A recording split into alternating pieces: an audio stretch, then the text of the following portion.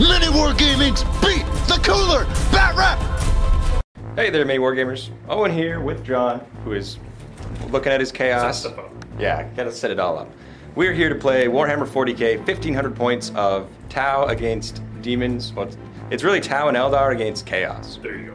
So, show you the armies. We haven't rolled off for what we're playing yet, or how we're deploying, or what psychic powers we have. So, show you the armies and we'll go from there.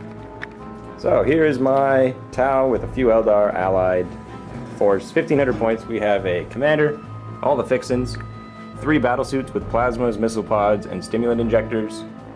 Fire warriors and a devilfish. Fire warriors and a devilfish. We have Eldrad. Now I know this isn't the Eldrad model. We have an Eldrad model, but this Farseer is prettier than him, so he gets voted in. Unit of Banshees. This one has an Executioner. It's a 2-handed weapon, plus 2 strength, AP 2 melee.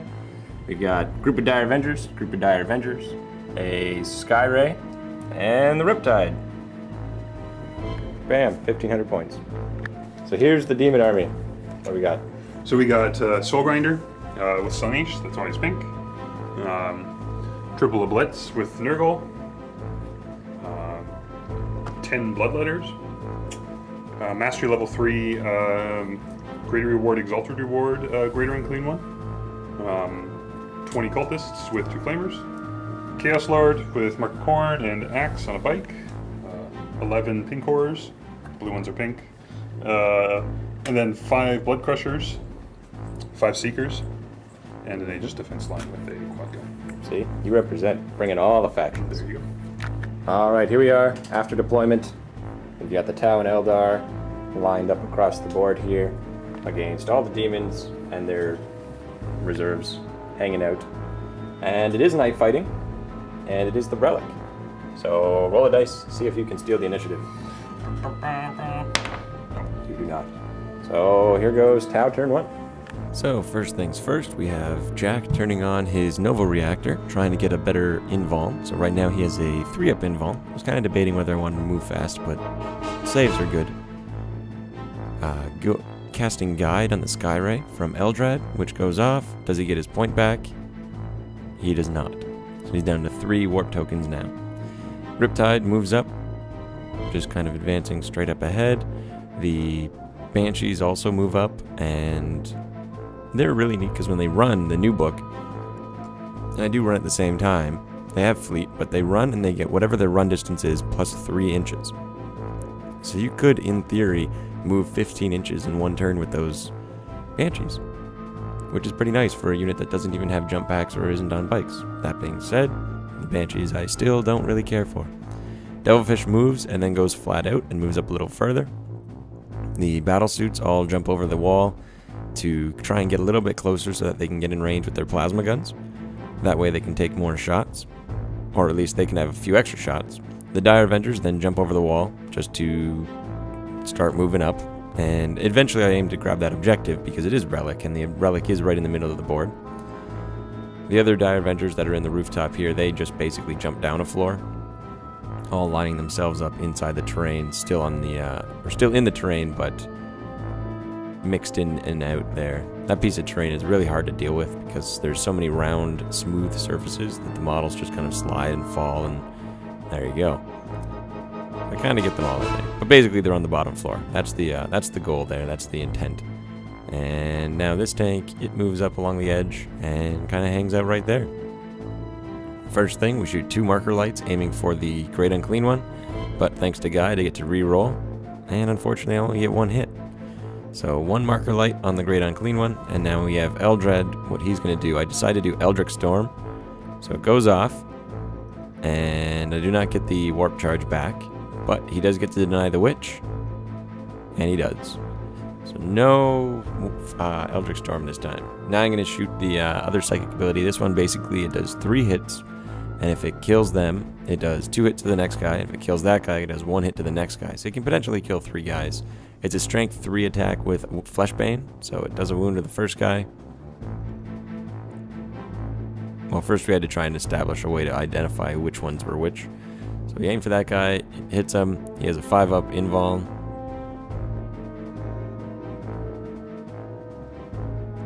Bam, there it is.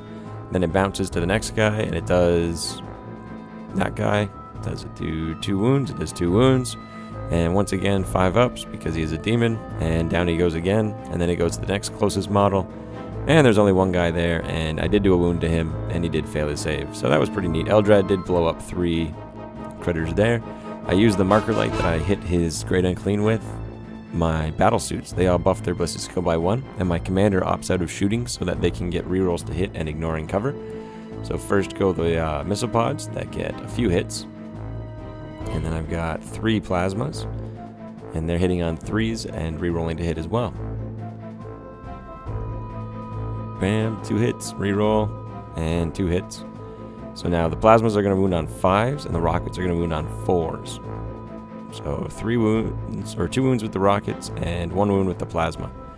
Basically, he's just got his invuln, which he actually fails all 3, and it puts him down to 3 wounds already, which was quite nice to see, because he does have, he's really tough, and he's got all kinds of psychic abilities, and he's got all kinds of special abilities, but anyway, Riptide then fires away at the obliterators. He gets 2 hits with his big gun, 2 wounds with his big gun, then his missile pod, or his smart missiles fire, and, no, missile pods fire, and they do 2 wounds as well. So first off, he does his cover saves, which I think are like 3+. Here we go, 3+ cover save.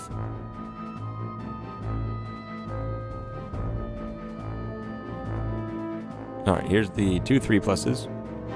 And he fails 1, and the 2+ he passes. So he takes 1 wound on 1 obliterator, and it just kind of sits there.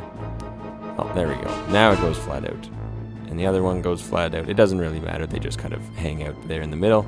In the assault phase, my jetpacks get to move once again, so the battlesuits all jump behind the wall. And the Riptide... Now, I was debating whether I wanted to move back, but I decided, you know what? Man, move back for now, but next turn I'm going to run forward. Next turn. Great Unclean One. He gets endurance and it goes off, and then we agreed that the river does not count as any piece of terrain because it's just a giant river on this board that it can totally change the entire game, that one piece of terrain. So it's just open terrain as well. And yeah, they basically move around. The Great Unclean One walks over the wall because he is all by himself, so he does get the 3 dice to move through it, and he's a monstrous creature. The other guys move and run through that wall there, so they moved 2d6 and then ran 2, basically enough to get all the cultists into the next line of defense, and there we go. So they'll be all hanging out behind that wall, which of course if they go to ground they're gonna have a 2-up cover save behind, so they're pretty safe right now.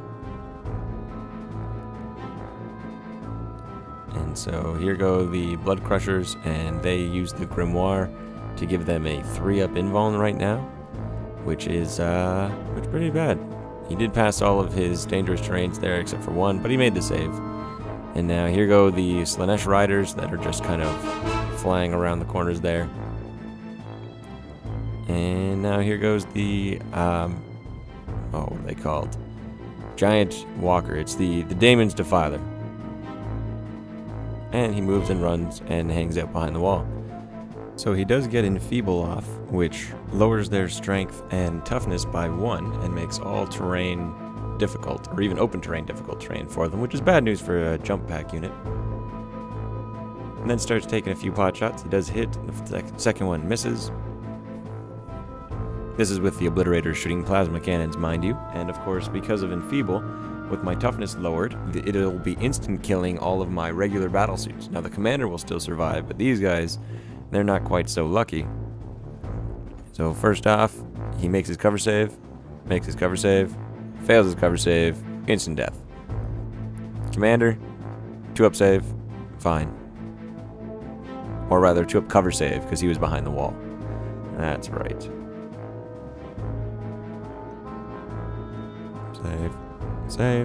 Save. They basically take pot shots at the battlesuit commander, but he has a 2-up save, so he doesn't care. And now here we are in the assault phase. He's charging in with his cavalry against my tank, and before we do that, we realize that we have to roll for his warp chart about what happens here, and it's D6 hits that are rending, and it's just nuts. So it basically killed 2 of my banshees already. Going after the Riptide on a 6, no. Going after my battle suit, or my tank on a 6. No. Battle suits on a 6. No. Dire Avengers? Nope. Other Dire Avengers? Nope. Oh, that was Eldrad, my mistake. And 2. Toughness 4, so 3+ invuln. He fails 1, so he's down to 2 wounds. Bad news for Eldrad.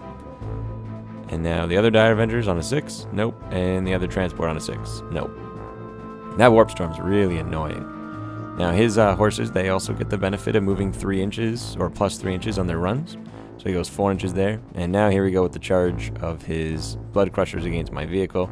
It does get to Overwatch though, because it is a Tau tank. It's got the upgrade, the point defense system, but he misses with all of his shots. And then John makes his charge with his cavalry. So bad news for that tank, because they are strength 6, and it's only armor 10 on the back. So here they go, charging in 7 inches there, 8 inches. Anyway, they make it. That's what matters. So they do get in. He gets 1 Hammer of Wrath hit, which doesn't do anything. And then he gets to do his pile-in move, or the initiative step move, and they move up 3 inches. Here we go, tons of attacks hitting on 3s, and way more than he needed to blow it up. And then does it explode? You bet it does. And in a 5-inch bubble. So it hits all my Banshees, all of his guys, and all the Fire Warriors that are inside that tank. So basically everybody's getting hit by it. And looked out, sir, on a 4+, made my save. I do like 1 wound to the Daemons, but they of course save their saves. And against the Fire Warriors though, they take tons of wounds. And after that, the Fire Warriors do in fact get pinned, and that's about it.